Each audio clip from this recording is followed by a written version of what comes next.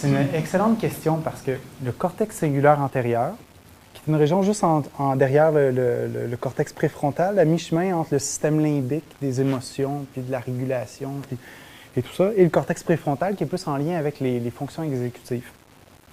Et cette région cérébrale-là est activée dans de multiples recherches.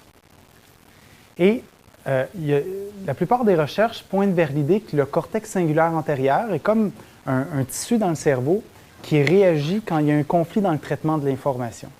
Quand dans le cerveau, il y a comme deux informations contradictoires qui circulent, soit par rapport à nos attentes et à ce qu'on perçoit, ou par rapport à deux idées qui se chevauchent, quand il y a une contradiction qui se déroule, cette région-là s'active pour détecter donc des conflits dans le traitement de l'information.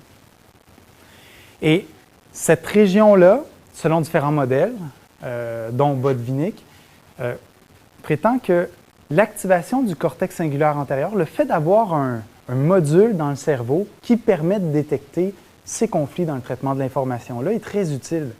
Ça permet notamment de passer d'un mode automatisé à un mode attentif. Donc, on peut très bien imaginer toutes sortes de situations où la personne agit de façon automatisée lors de la conduite d'une automobile. C'est un exemple assez frappant, là, qu'on pense pratiquement à rien, tout se fait tout seul quand on a un peu d'expérience de conduite. Mais que parfois, ça c'est utile, ça libère de l'espace cognitif, ça permet de penser à autre chose, de penser à sa journée, de planifier sa journée, ou de se concentrer sur des éléments de la route qui sont importants et non pas seulement sur le fait de tourner à gauche ou à droite ou d'accélérer ou de freiner. Mais que parfois, il est nécessaire de faire plus attention à la situation. Là. Et de fait de détecter des anomalies, des trucs particuliers, des trucs surprenants, comme par exemple un ballon qui surgit sur la route, qui laisse peut-être entendre qu'il y a un enfant qui va suivre et qu'il est préférable de porter attention à cette situation-là, de se mettre à ralentir dans un premier temps, de regarder s'il n'y a pas personne qui s'en vient, que ce cortex cingulaire-là joue un rôle assez clé dans le passage d'une procédure automatisée et même, il y a des auteurs qui vont même jusqu'à dire un mode qui implique un moindre effort de la part du cerveau. Mais parfois, ce moindre effort-là, qui est très efficace, très économique au niveau biologique, si vous voulez, il faut aller plus loin que ça. Et ce cortex cingulaire-là joue ce rôle de déclencheur-là, de détection d'il y a un problème, il faut porter attention. Donc, son rôle en éducation, pas juste en éducation scientifique, mais en éducation, semble tout à fait crucial. Vraiment crucial parce qu'on peut penser que l'inhibition qu'on a observée ici n'est pas un processus qui est propre aux sciences, sûrement pas. Déjà, on sait que l'inhibition est en lien avec les erreurs systématiques de raisonnement logique. On sait que c'est probablement en lien avec le calcul des nombres négatifs. Si on additionne 3 plus 2, ça va bien, c'est 5. Si on additionne 3 plus moins 2, il faut déjà faire un travail d'inhibition. Il y a des recherches qui ne sont pas encore publiées, mais qui ont été présentées dans des congrès qui pointaient vers cette idée-là. Même chose pour les fractions.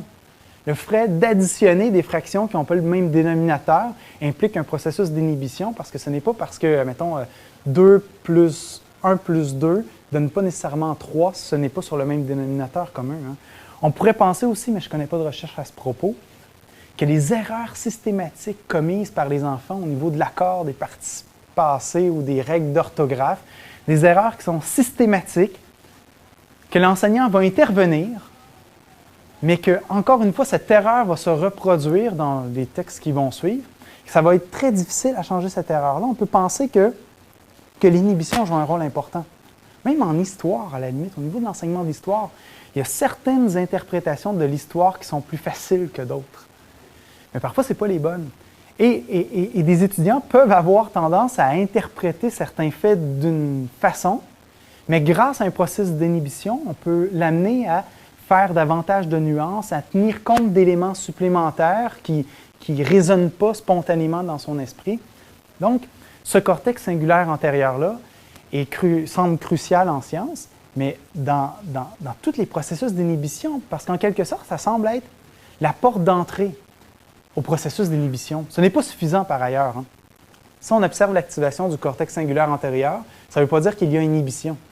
Mais si l'activation du cortex cingulaire antérieur mène à l'activation du cortex préfrontal, qui, lui, est en lien avec évaluer, comparer, réfléchir, juger, là, on peut parler davantage d'inhibition. Donc, c'est une excellente question parce que moi, je suis convaincu que l'inhibition est un concept important pour le domaine de l'éducation. C'est un domaine, effectivement, qui peut sans doute servir de pont entre les deux cultures, en quelque sorte, des neurosciences et de l'éducation.